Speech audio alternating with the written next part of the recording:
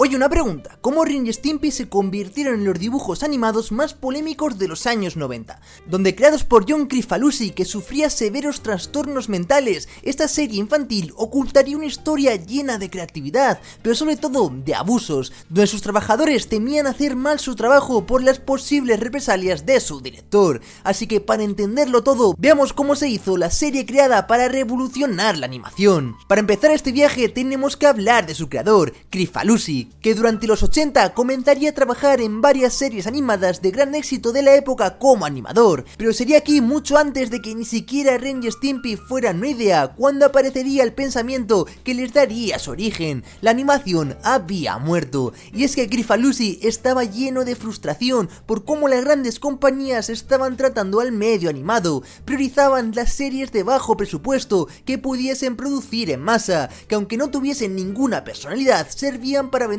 juguetes y así aumentar su riqueza. Veía demasiada rigidez en los personajes, cuando él defendía que debían tener movimientos fluidos, como si estuviesen actuando y cada gesto estuviese transmitiendo algo. Esta rebeldía hacia los grandes estudios le llevaría a formar el suyo propio, naciendo así Spunko, con el objetivo de cambiar por completo la industria de la animación. Justo en ese tiempo Nickelodeon quería crear un nuevo espacio donde poder televisar diferentes dibujos animados con el nombre de Nicktoons, así que una de sus productoras, que ya conocía los trabajos pasados de Kricfalusi en otros estudios, decidiría darle la oportunidad de que presentase sus ideas sobre algún programa a Nickelodeon, y es que una persona normal se habría encargado de llevar todo el material listo para impresionar a los altos cargos, pero como veremos después, Kricfalusi no era como las demás personas, así que simplemente se presentaría con unos cuantos bocetos de un perro delgado y con cara de loco, acompañado de un gato tonto y gordinflón,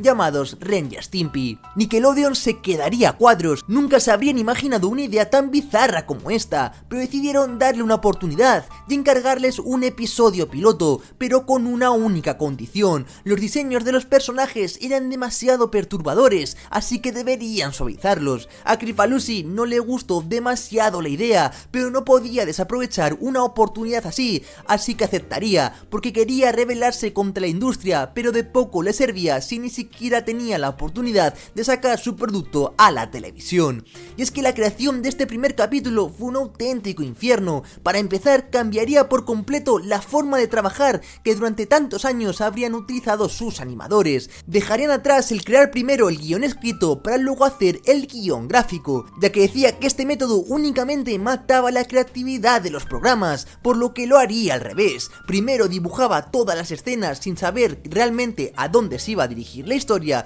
permitiendo crear situaciones improvisadas que darían lugar a situaciones más creativas. Por otro lado, uno de los más grandes cambios respecto a la animación tradicional y como signo de rebeldía a la industria sería la creación de los close-ups, estos primeros planos grotescos y asquerosos que aparecían de repente dejando descuadrado al espectador. Posiblemente lo conozcas de Bob Esponja, pero sería en Ren y Stimpy donde nacería este concepto, que daría la oportunidad de mostrar cómo se siente un personaje sin necesidad de ningún diálogo o movimiento, simplemente una imagen hiper detallada de una situación desagradable que no iba acorde a la animación del programa y que les daría la oportunidad de diferenciarse del resto de series. Pero esto solo era la punta del iceberg, al final eran cambios que pueden perjudicarte al principio hasta que te acostumbras a la nueva dinámica de trabajo, pero sin lugar a duda el mayor problema que había dentro de ese estudio era la inestabilidad mental que sufría Kricfalusi. Creía tanto en su proyecto que llegó a obsesionarse hasta el extremo. Para que os hagáis una idea, cada fotograma tenía que pasar por sus manos para que pudiese dar su visto bueno, pero cuando él dibujaba bocetos hacía los personajes en muchos estilos diferentes, forzando cada vez expresiones más exageradas para Ren, y es que esta inestabilidad que presentaba el director traía ideas muy locas que realmente encajaban genial con el programa. Quiero decir, trabajar en Spunko era como un sueño para esos animadores que habían sido restringidos de su libertad creativa y por fin tenían una vía para demostrar cómo pensaban realmente. Pero por desgracia esto no quedaría aquí. Las ideas nuevas eran bienvenidas, pero siempre iban acompañadas de ataques de ira repentinos que desembocaban en gritos y humillaciones hacia sus empleados. Y es que lo peor de todo es que Kricfalusi lo tenía todo planeado planeado, se había rodeado de jóvenes inexpertos en la animación para así poder hacer con ellos lo que quisiese y que ellos no le plantase cara por miedo a ser despedidos. Todo esto llegaría al límite durante la grabación de los diálogos, donde el director nunca estaba satisfecho con el resultado, siempre pedía más a los dobladores, más sentimiento, que forzasen más la voz, llegando incluso a desgarrársela de tanto gritar y repitiendo cada línea cientos de veces hasta que estuviese perfecta, donde incluso algunos actores han hecho declaraciones de haber encontrado a compañeros llorando en el suelo del grave daño psicológico que trabajar en esta serie les estaba causando. Todo esto evidentemente afectaría gravemente al desarrollo del episodio piloto, haciendo que tuviese grandes retrasos, pero después de mucho sudor y lágrimas por fin lo habían terminado. Y es que Nickelodeon sacaría al aire 3 programas que esperaban que fuesen un éxito: Rugrats, Doug y Ren y Stimpy, y para sorpresa del estudio, la gente se volvió completamente loca con este último. Empezaron a verlo esperándose una serie más, como las que se estrenaban en esos años, pero rompería todo lo que se creía de cómo debía ser una serie de animación. Ese tono bizarro le acercaría a un público adolescente y no solo a niños pequeños, por lo que las audiencias subirían como la espuma. Estas 3 series estaban llevando al estrellato al concepto de los Nicktoons, pero cuanto más alto subes, más dura es la caída. Y es que ya sabemos todos los problemas que pasaron para hacer el primer episodio, y como todo veía previéndose, iba a ocurrir lo mismo con el resto del programa.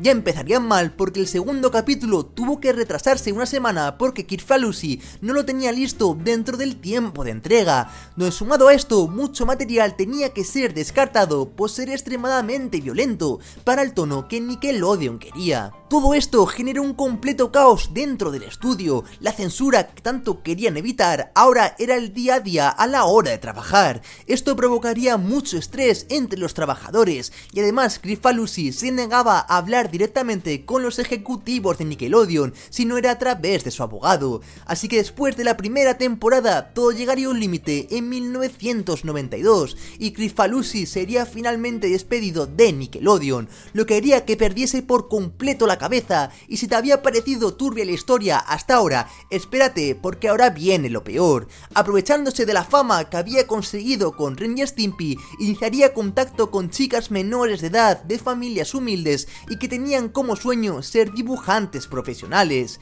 Kricfalusi aprovechó la vulnerabilidad de esta situación y, aunque en un comienzo parecía amigable, invitaba a las víctimas a su casa y abusaba sexualmente de ellas. Todos estos testimonios fueron confirmados por sus propios abogados, excusándose en problemas de alcohol y la inestabilidad mental que le había producido su salida del programa. Pero como ya hemos visto, todo esto venía de mucho tiempo atrás. Pero antes de seguir con el triste final que tendría Ren y Stimpy, veamos algunos de estos episodios que Nickelodeon tuvo que censurar porque eran demasiado duros para una audiencia infantil. Nos presentarían a un anciano que adoptaría a Ren y Stimpy, donde el episodio se basaría por completo en el maltrato animal hacia los personajes, para que después Ren se rebele contra él y comience a golpearlo de una forma muy violenta. Así que Nickelodeon al verlo le diría que esto no podía ser retransmitido en un canal infantil y sería eliminado. Y es que después de todo esto, Kricfalusi demandaría a la cadena con la excusa de que le habían robado el programa,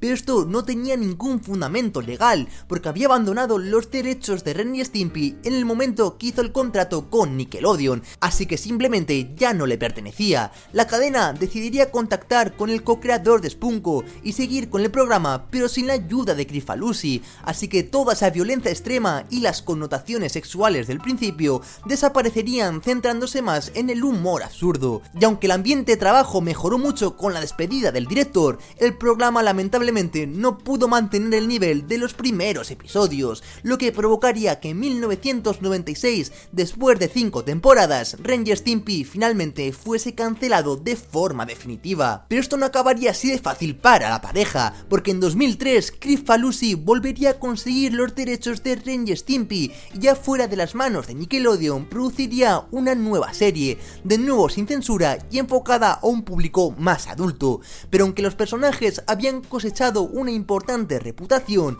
este nuevo programa sería un completo desastre sin sentido, episodios desagradables, con un guión mal estructurado y sin gracia, y para sorpresa de nadie, Chris Falusi volvería a tener conflictos con el equipo. Así que después de tan solo 3 episodios lanzados oficialmente, y debido a unas audiencias muy bajas, volverían a cancelarlo ese mismo año, pero esta vez la pareja nunca volvería. Y es que sin duda es un completo milagro que Ren y Stimpy consiguiera siquiera salir a la luz, donde a pesar de todos los problemas internos y los antecedentes del director, el programa consiguió ganarse un lugar en la programación de Nickelodeon, convirtiéndose en uno de los más grandes clásicos de las series animadas.